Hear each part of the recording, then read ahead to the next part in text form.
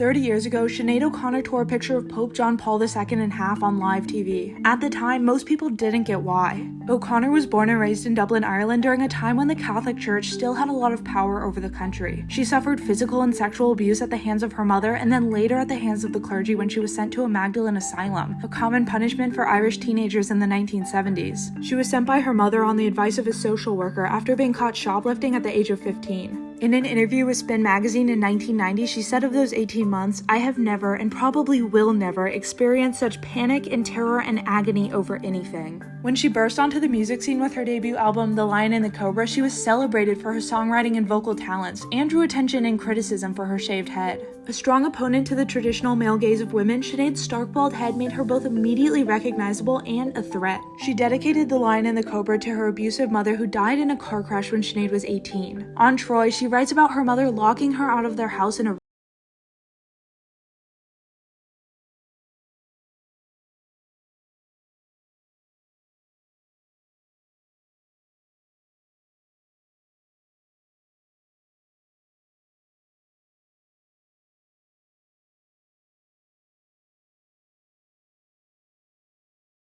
memoir Rememberings. The only remnant of her mother that she kept after her death was a framed photo of Pope John Paul II that was hanging in her bedroom. For Sinead, who grew up directly in the shadow of the Catholic Church's hidden crimes of the 20th century, that photo served as a reminder of the power of abuse and the trauma it can cause. She saved that photograph for 7 years after her mother died and brought it on stage with her for her first and only performance on Saturday Night Live. For her second song, she sang a cover of Bob Marley's War, changing the lyrics to include specific mentions of child abuse.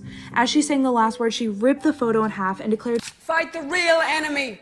She faced a wave of criticism from not just conservatives and religious leaders, but also from the mainstream media, even being criticized by other celebrities like Madonna and Joe Pesci. If it was my show, I would have gave her such a smack. Of course, today we know the depths of abuse covered up by the Catholic Church, but O'Connor's career was never the same, and she was never offered an apology when history proved her right. When asked if she felt the incident derailed her music career, she said, "Having a #1 record derailed my career, and my tearing the photo put me back on the right track."